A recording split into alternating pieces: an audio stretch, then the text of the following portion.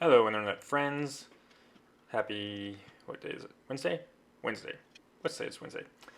Um, yeah, so excited. We're done with the horizontal stabilizer that has been secured in the rack above my head in this video.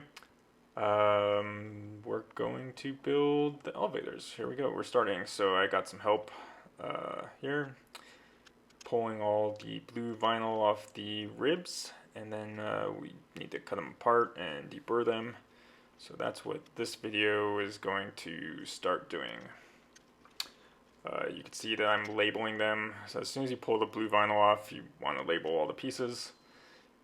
Just because I'm forgetful and I won't remember what the part is. I mean, it's pretty obvious by looking at it, but it also helps to, have have the part number written right on it. This is especially useful when you have left and right parts, because eventually you'll start match drilling, and obviously if you match drill part to the left elevator and you have match drill the part to the right elevator, even though they're the exact same part, there might be little tiny differences that you don't want to mix those parts up later. So it just helps to write the part number when you take the blue vinyl off. And maybe you won't even know if it's going to be left or right until you actually put it on. But once you put it on and Clico it together, then add left, right if that's a concern. Okay, had some comments about from Elio from Brazil, asking about tools. So what you're going to see here is all the tools you need to build a plane. You can basically build a plane with 3 tools.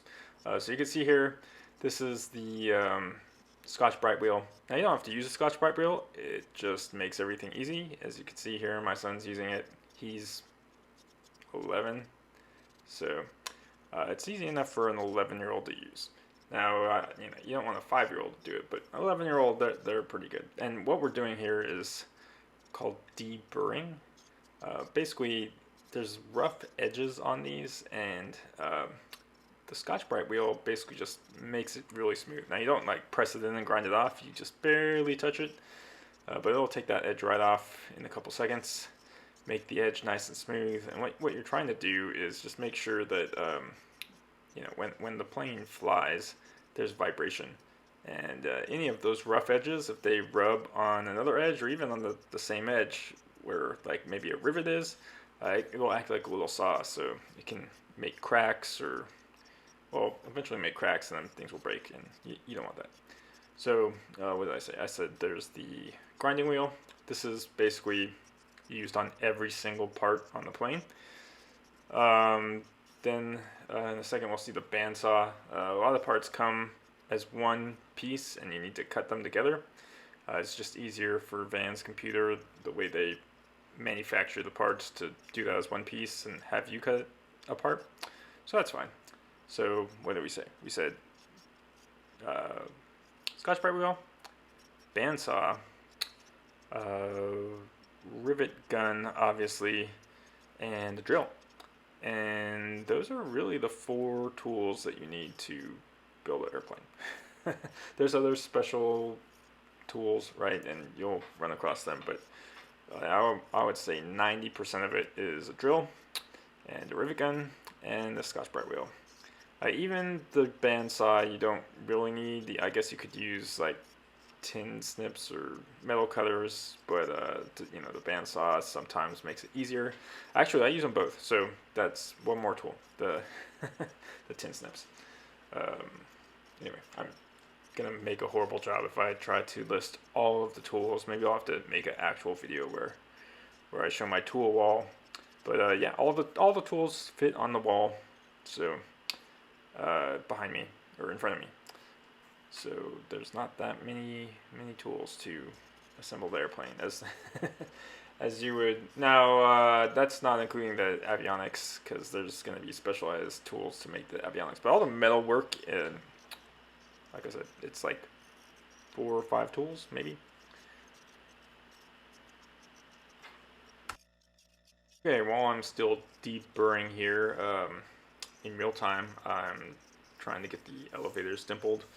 So we're only, I don't know, maybe 8 videos behind on the elevators now. I need to get caught up. So I'm gonna try to get these out Monday, Wednesday, Friday, or maybe Monday, Friday. I don't know. But it depends on how busy I am. Every day I look at my calendar and I'm like, oh, I'm not that busy, and then I work till 5 o'clock. So, and then I'm like, oh, I'm gonna do stuff on the weekend, and then the weekend was this weekend was the boy's birthday, so the I thought, okay, well, Saturday I'm gonna do that, and Sunday I'll have all day. I can get my elevators done, and Sunday I did nothing. So just chores. So maybe I worked an hour. So I'm not traveling anywhere. So my goal is to work at least an hour a day, and that's how a plane gets built, right? If you can just go out and work for at least 1 hour per day, you know, you'll eventually end up with 1,000 or 2,000 hours.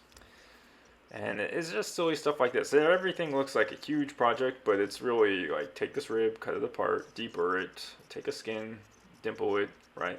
Each little part takes an hour. Write the part number down, right? So that's how do you eat an elephant, right? That's how you build a plane. So it's the end of May, June, July. I counting down the the time till Oshkosh. If you're going to Osh, be sure to say hi. I'll be camping there in the RV. I'll be there all week, learning everything about RVs and engines and hopefully everything that I can learn.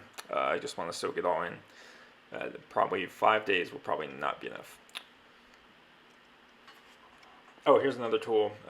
These fluting pliers. You use these on the ribs. I still don't understand fluting, so what you see here is me trying to figure it out. But basically, what you're trying to do is get the rib flat, and you know you'll see more fluting in the next videos. Hope everyone has a good rest of the week. See you in the next video.